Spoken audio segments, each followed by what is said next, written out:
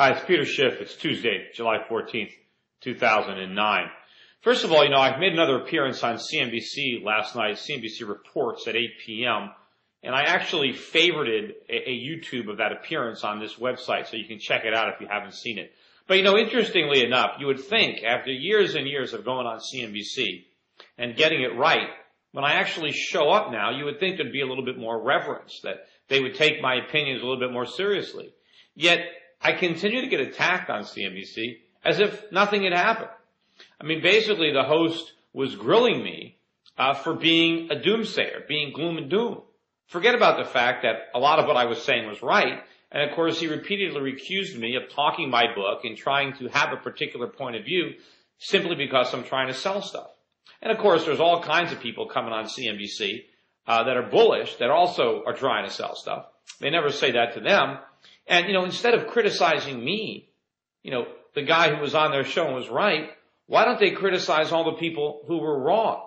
One of the big things that he tries to point out is he keeps asking me, how long have you been bearish? How long have you been bearish? As if my being bearish for a long time somehow discredits what I'm saying. You would think that these guys imagine that the economy got into this big mess overnight. It didn't. These problems were building up over a long period of time. And I've been pointing them out for a long time because I pointed out the problems while they were developing, when maybe there was still time to do something about it, when people could prepare for it. The fact that I was able to see the problems forming years ago is not a reason to criticize me. It's a reason to listen to me. But again, none of these guys, I don't think, are ever going to give me any credit. We'll just have to see what happens. But I still appreciate their willingness to have me on their air. And when they do invite me, I go on and I say my piece. Unfortunately, they don't invite me on as often as they used to, but you never know. Maybe that will change. Also in the news today, everybody's making a big deal about the Goldman Sachs earnings. They earned a lot of money. How do they earn their money?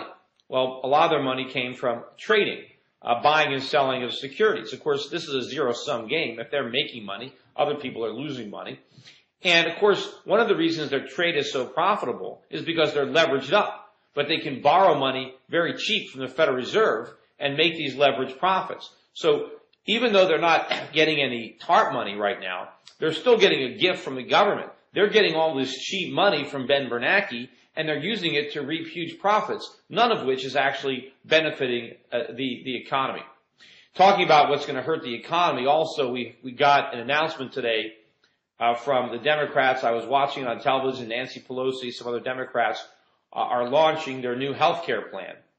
And not only is this plan going to drive up healthcare costs and drive down the quality of healthcare, which is of course the opposite of what they're intending to do, they're going to pay for it with a huge tax increase on the rich.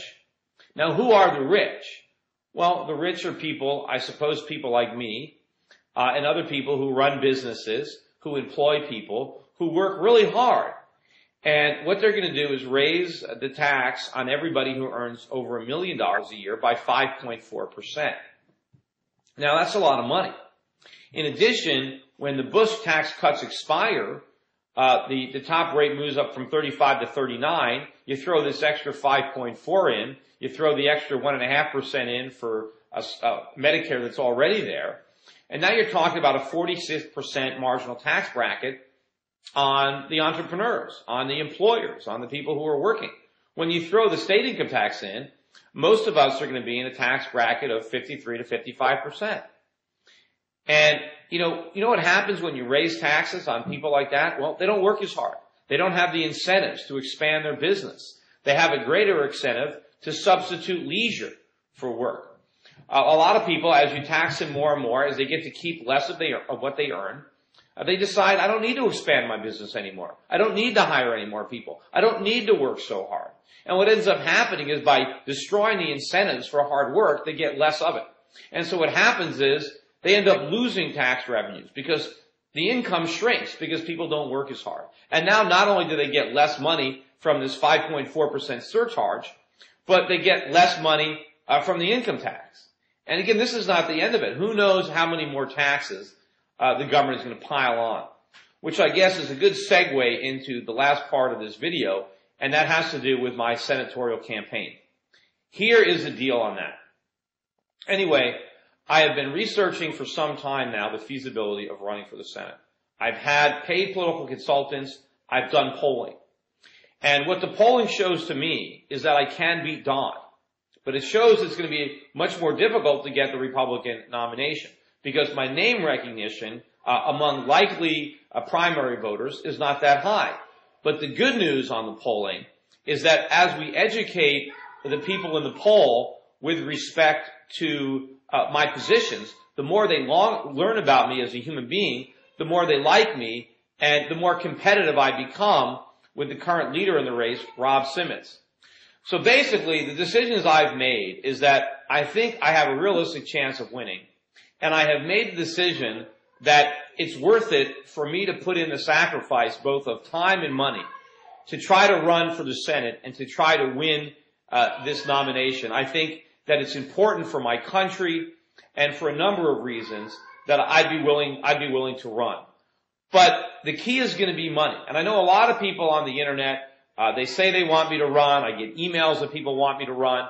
But the bottom line is, if people want me to run, they're going to have to make donations to the campaign. Because this is going to be an expensive race. I'm looking at least $20 million to win this race. And what I have to know is that the people who watch these videos, the people in my database, the people around the country who say they want me to run will support this campaign with money and with donations. So the decision basically rests with the public.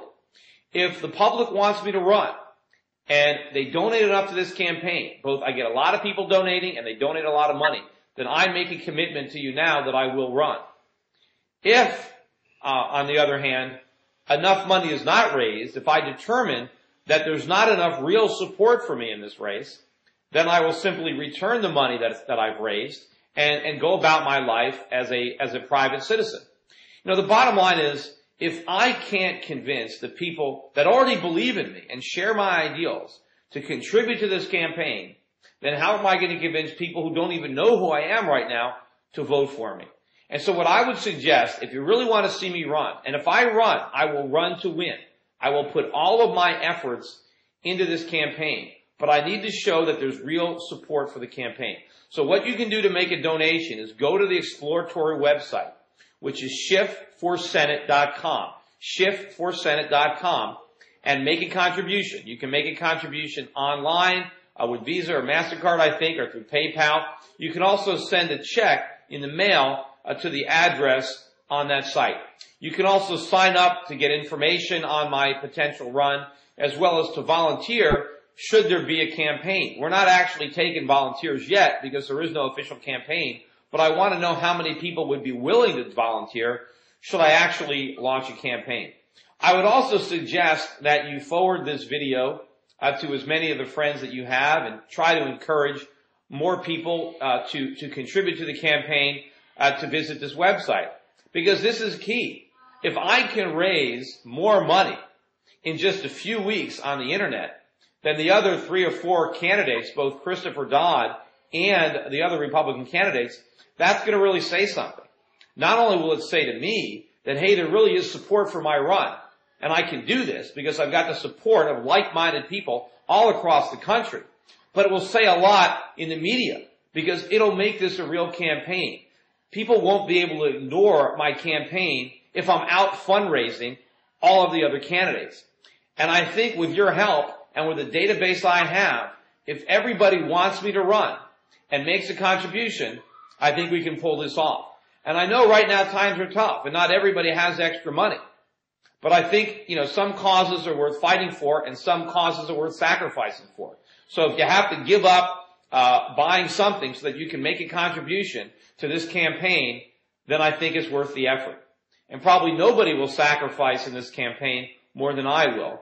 But again, if you're willing to work with me and work for me, then I'm willing to run. Anyway, that's it. Thanks a lot, everybody. Until next time, this is Peter Schiff.